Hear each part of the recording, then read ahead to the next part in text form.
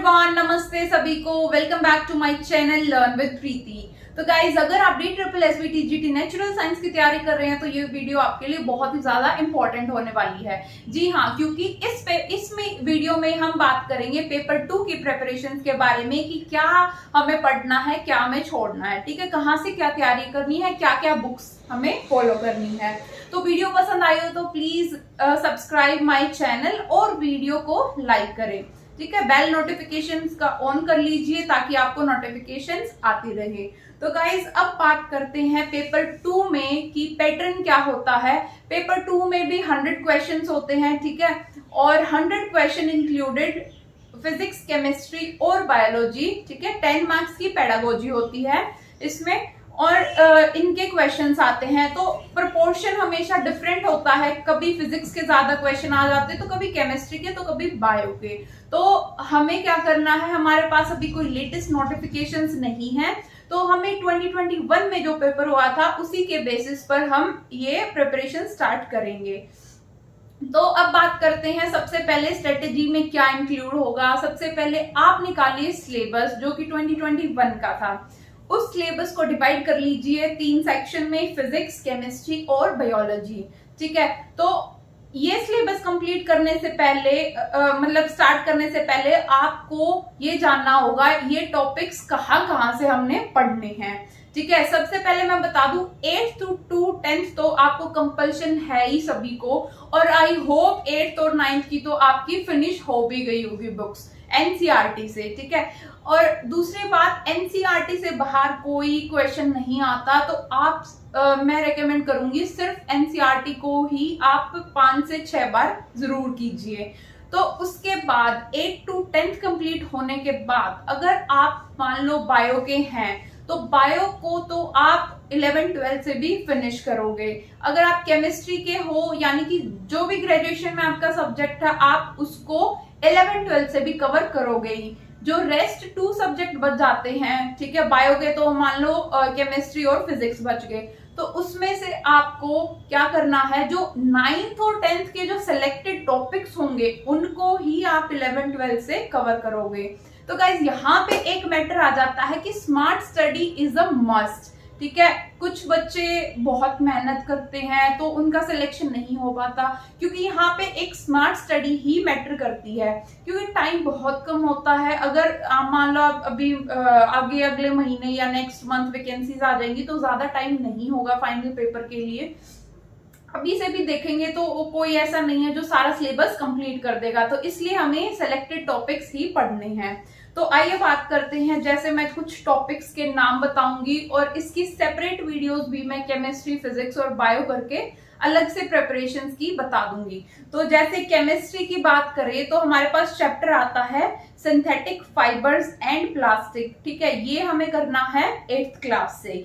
Then आता है कोल and petroleum, ये भी हमें 8th क्लास से करना है, इसके अलावा नहीं करना, ठीक है। जो 11, 12 या 10 से करने होंगे वो मैं सेपरेट बता दूंगी। Then metal and compound, metal and non metal वाला चैप्टर आपको 8th और 10th दोनों क्लासेस से करना है। Combustion and flame 8th class से करना है। मैटर इन अवर सराउंडिंग वाला चैप्टर है वो 9 से है, और जो matter as a pure, impure, ठीक है, स्टेट ऑफ मैटर वो 11th या 12th में से है, कोई सा वहां से करना है कंप्लीट। एटम और मॉलिक्यूल्स को आप 9 से ही फिनिश करिए, ज्यादा उसको टाइम देने की जरूरत नहीं है, मतलब 11-12 से। स्ट्रक्चर ऑफ एटम 9th और 11th दोनों क्लासेस से करिए। Chemical reaction and equation is sufficient from 10th class. Acid base salt भी 10th क्लास से। Then carbon and its compound, ये करना हमें 10th, 11, 12 तीनों से। फिर आता है पीरियोडिक क्लासिफिकेशन ऑफ एलिमेंट्स, ये भी 10th और 11 दोनों क्लासेस से करना है। हाइड्रोकार्बन 11 से, और environmental chemistry is from 11th class. Solid state हमें 12th क्लास से करना है, इनसे ज्यादा क्वेश्चंस आते नहीं हैं। सॉल्यूशंस भी हमें 12th क्लास से करना है। Then biomolecule is the most important chapter, तो आप इसको 12th क्लास से करिए, ठीक है। 1-2 क्वेश्चन तो हमेशा आ ही जाते हैं। देन पॉलीमर्स को आप 12th से करें, ये भी बहुत इंपॉर्टेंट क्वेश्चन है, बायोमोलिक्यूल एंड पॉलीमर्स, ठीक है। Then chemistry in everyday life, it is also one of the most important chapter और इसको आप 12th से कवर करिए। तो ठीक है, ये थी केमिस्ट्री के लिए सिलेबस की स्ट्रेटेजीज, तो आपको कहाँ से करनी है। ठीक है, ऐसे ही अब मैं बताऊंगी फिजिक्स की। फिजिक्स की करनी है जैसे फोर्स एंड प्रेशर। ठीक है, फोर्स एंड प्रेशर में लगभग टॉपिक्स आ जाते हैं जैसे Newton's law of motion, types of force, कौन सा फोर्स है, ग्रेविटेशनल फोर्स है, इलेक्ट्रोस्टैटिक है, मैग्नेटिक है, टेंशन का है। टेंशन का तो लास्ट ईयर भी क्वेश्चन आया था। फिर अगला है स्प्रिंग फोर्स का है, ये भी वेरी इंपॉर्टेंट है, इस पे भी क्वेश्चन आया था। देन फ्रैक्शनल फोर्स है। ये सारे हमें यानी कि फोर्स एंड प्रेशर चैप्टर हमें करना है 9th, 10th, 11th, 12th। ठीक है, ये पूरे टॉपिक्स 9, 10, 11, 12 चारों उससे करना है। इसके साथ साथ इनके कुछ न्यूमेरिकल्स होंगे, जैसे कि स्प्रिंग फोर्स पे न्यूमेरिकल्स हो जाते हैं, मैग्नेटिक फोर्स पे हो जाते हैं, इलेक्ट्रोस्टैटिक्स फोर्स पे हो जाते हैं, तो इनके आप न्यूमेरिकल्स भी प्रैक्टिस कीजिए। फिर नेक्स्ट चैप्टर आता है साउंड।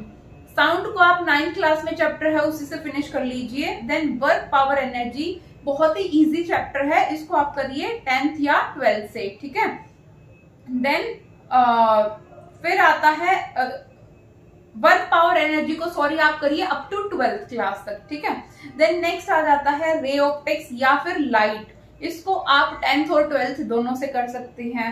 ठीक है, इसके अंदर रिफ्लेक्शन, रिफ्रैक्शन, डिस्पर्जन, रिफ्लेक्शन में जैसे स्नेल्स लॉ हो गया। ठीक है, total internal refraction, critical angle क्या होता है, देन ऑप्टिकल पाथ क्या होता है, मैग्निफिकेशन, दिस वाज फिर अगला इसके बाद चैप्टर आ जाता है क्या, ह्यूमन आई और कलरफुल वर्ल्ड, वो 10th में चैप्टर आप वहीं से ही कंप्लीट कर लीजिए। इलेक्ट्रिसिटी, इलेक्ट्रिसिटी को आप 10th और 12th से कर लीजिए, बहुत ज्यादा इंपॉर्टेंट है चैप्टर। ठीक है, इससे बहुत सारे क्वेश्चन आ जाते हैं। ठीक है, इसको जरूर करिए आप 12th क्लास से भी और 10th क्लास से भी। Then magnetic effect of electric current है हमारा 10th क्लास से।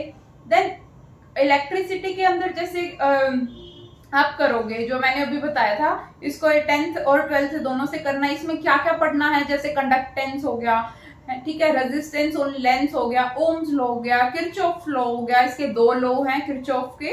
Then dependent on temperature, resistivity किस पे डिपेंड करता है, रेजिस्टेंस क्या होता है। ठीक है, इनके फॉर्मूलेज और इन पे न्यूमेरिकल्स। देन अच्छा, इनका कॉम्बिनेशन ऑफ रेजिस्टेंस भी कर लीजिए, सीरीज में आता है, पैरेलल में आता है, तो it is very important. Then sources of energy you should do from 9th and 10th। ठीक है, 9th और 10th में इनमें एक चैप्टर दिया गया है, आप वहां से कर लीजिए। यूनिट्स एंड मेजरमेंट, ये तो है ही 11th में, तो आप वहां से करिए। Then motion in straight line, ये तो बहुत इंपॉर्टेंट चैप्टर है। ठीक है, 11th से करना है। रोटेशनल मोशन इसमें आ जाता है। ठीक है, next is oscillation and waves, this you should do from 11th and 12th। Rotational motion की बात करें तो 11th क्लास से आप इसको फिनिश कर सकते हैं। तो ये थे फिजिक्स और केमिस्ट्री की स्ट्रेटजीज। बायो अगर आपके पास है तो यू शुड गो फॉर, यानी कि आपको 11th और 12th की इज मस्ट। ठीक है, बायो में जैसे ह्यूमन फिजियोलॉजी है या प्लांट फिजियोलॉजी, इसको इन दोनों यूनिट्स को तो आप 11th 12th से ही करोगे। देन रेगुलेटर्स, हार्मोन जो प्लांट्स के अंदर होते हैं ना, growth and regulator, auxin, cytokinin, gibberellin, ये सब आप किससे करोगे, 11th 12th से ही करोगे। अच्छा, उसके बाद आप 10th तक बाकी बायो कर सकते हैं। तो गाइस ये थे सिलेबस की बात। ठीक है, यहाँ से आपको पढ़ना है। अब इसके बाद क्या करना है, आपने मान लो थॉरली आपने एनसीईआरटी की रीडिंग ले ली, तो उसके बाद क्या करना है, आपको अपने मतलब साथ साथ तो नोट्स बनाते चलना ही है। ठीक है, इन नोट्स को भी आप फिर बार बार रिवाइज करोगे। उसके बाद अगर बुक्स की बात करें तो सबसे पहले बता दूं कि बुक्स अभी तक मार्केट में कोई लेटेस्ट पैटर्न पे अवेलेबल नहीं हुई है, लेकिन फिर भी आपको मतलब पहली बात तो अभी तक आपकी इतनी तैयारी हुई नहीं होगी। अगर हो गई होगी तो प्रैक्टिस के लिए आप अभी जिनका हो गया है तैयारी तो आप कर सकते हैं। अब ये यही बुक है जो कि पिछले DSSB के एग्जाम आया था 2021 में, उस टाइम पर लॉन्च हुई थी, तो आप यहीं से ही क्वेश्चन प्रैक्टिस कर सकते हैं। अरिहंत की बुक है जो कि ऑलमोस्ट सारा सिलेबस कवर करती है।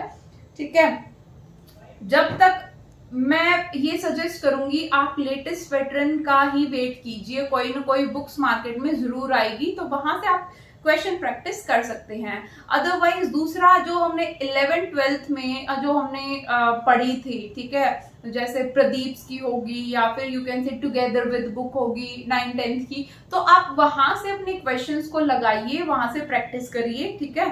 आपके पास बुक्स भी पढ़ी होंगी, उनमें से ही अपने आप को प्रिपेयर रखिए। तो अगर ये हो जाते हैं उसके बाद फिर आप मॉक टेस्ट स्टार्ट कर दीजिए, बल्कि मॉक टेस्ट तो आप पहले ही स्टार्ट कर दीजिए। तो मॉक टेस्ट से आपको क्या होता है, आपकी स्ट्रेंथ पता लगती है, वीकनेस पता लगती है, कहाँ मेरे को पढ़ाई करनी है। जो जो क्वेश्चंस गलत होते जा रहे हैं तो उनको नोट डाउन कीजिए और क्या करना है, उनको वापस से रिवाइज करिए वो टॉपिक को। तो ये थे हमारे कुछ स्ट्रेटजीज जो पेपर 2 को है। अच्छा, पेडागोजी की बात करें तो पेडागोजी के 10 क्वेश्चंस आने हैं, ज्यादा टाइम हमें इसको नहीं देना है। आपने सीटेट भी क्लियर किया होगा, ठीक है, ये भी पढ़ के आएंगे, तो उस टाइम पे जब पेपर आएगा उस टाइम पे आप थोड़ा बहुत उसको कर सकते हैं। रही बात न्यूमेरिकल्स की, न्यूमेरिकल्स इसमें इतने ज्यादा हाई लेवल के नहीं आते DSSB में, ठीक है, अकॉर्डिंग टू 2021। इसमें मेन आपको फायदा रहेगा जिसके बेसिक्स कॉन्सेप्ट क्लियर होंगे वो ही इसमें स्कोर अच्छा करेगा। तो अपने आप कॉन्सेप्ट्स को आप क्लियर करिए, ठीक है, तो तभी आपका सिलेक्शन जरूर होगा। तो guys this was all about your strategies, कहाँ से क्या पढ़ना है, ठीक है। वीडियो पसंद आई हो तो please don't forget to like and subscribe my channel.